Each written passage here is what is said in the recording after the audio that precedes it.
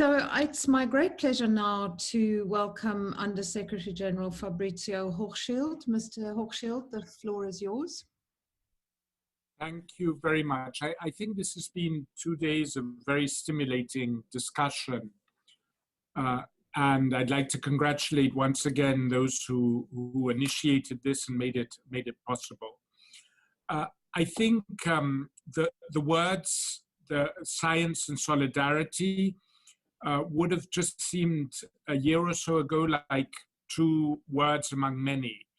Now we're realizing that those two words are the recipe for longevity and for life for hundreds of thousands on our planet. And to the degree to which we give them substance, lives will be saved.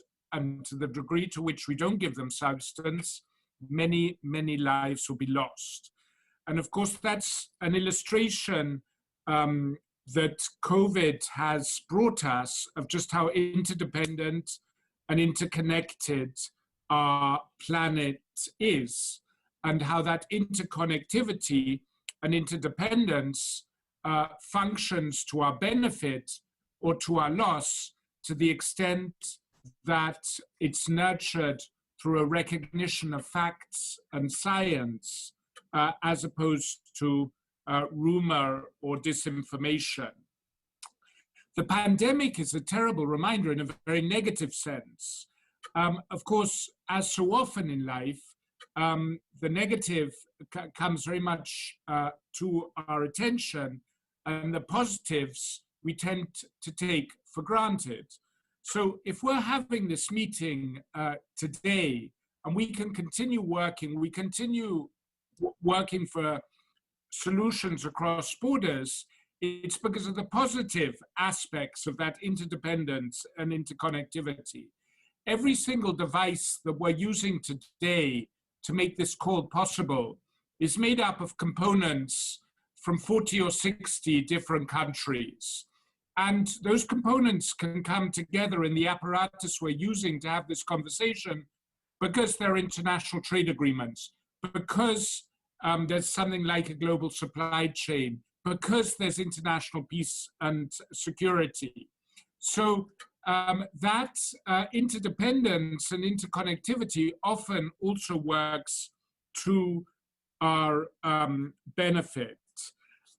But it does highlight exactly what Dr. McNutt said, that in an ever more interdependent, ever more interconnected globe, where individual human actions in one part of the world inevitably have repercussions in another, problems that we cannot solve for everyone are likely not to be solved for anyone, at least many of them.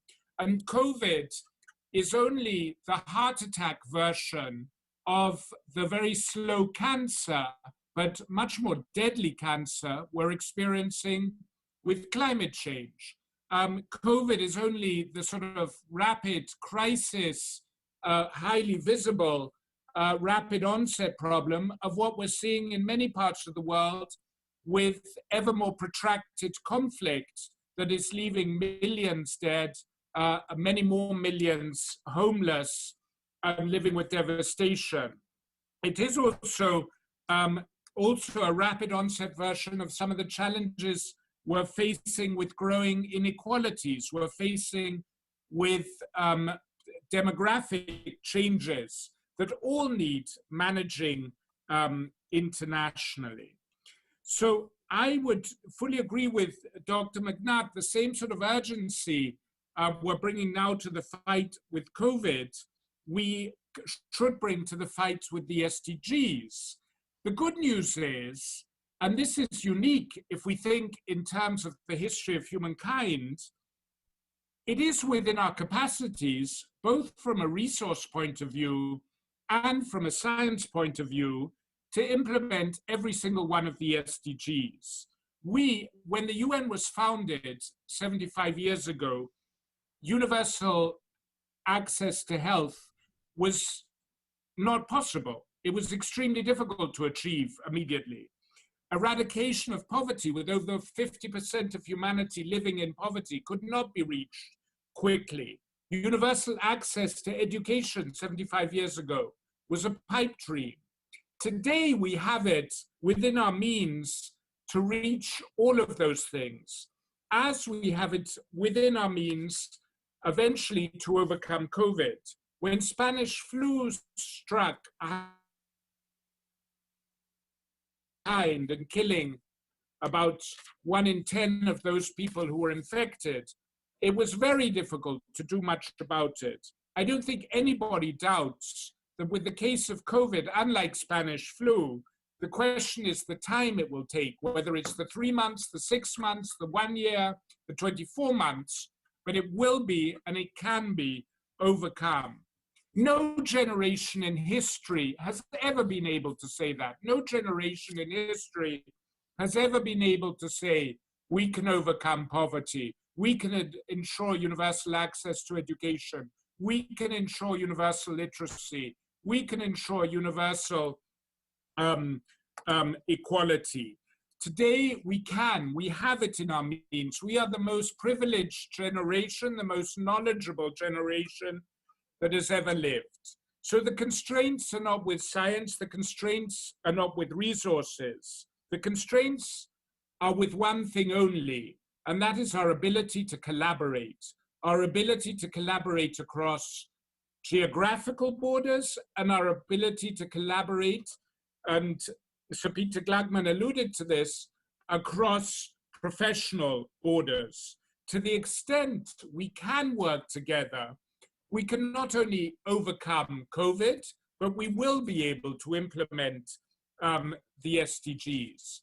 But as I think we see from reading the newspaper or going online or whatever form we consume our news in, the state of international cooperation is not at its best.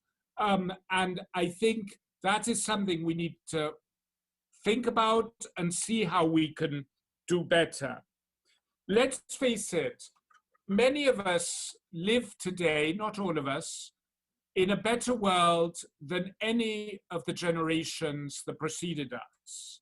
And let's also be honest, we owe very little of our own efforts to that. It really is thanks to the foresight of those who came before us. Thanks to those who suffered the terrible Spanish flu epidemic, public health systems were introduced in many countries in the world. Thanks to those who lived through the terrible suffering of the Second World War, we have the institutions that allowed the vast majority of us to grow up in peace with ever-increasing levels of economic growth and poverty. But what sort of world will we leave behind? How will future generations look back on us? I have to acknowledge, I often fear they'll look back at us not as the generation that took advantage of this terrible crisis to come out with greater sanity, with more science and more solidarity, but perhaps they'll look back at us as a generation that was dominated by polarizing narratives that abandoned science, abandoned solidarity for the sake of short-term profit. Well, we have now a great wake-up call, and I think it behoves us all to do our utmost within our respective areas of influence to prove worthy and respected of those who come after us in the same way that we owe so much to those who came before us. So I do hope we can use this to really boost science and solidarity and overcome our common enemy, which is distrust, conflict, and short-term thinking that simply disregards the welfare of future generations and of the planet in which we inhabit.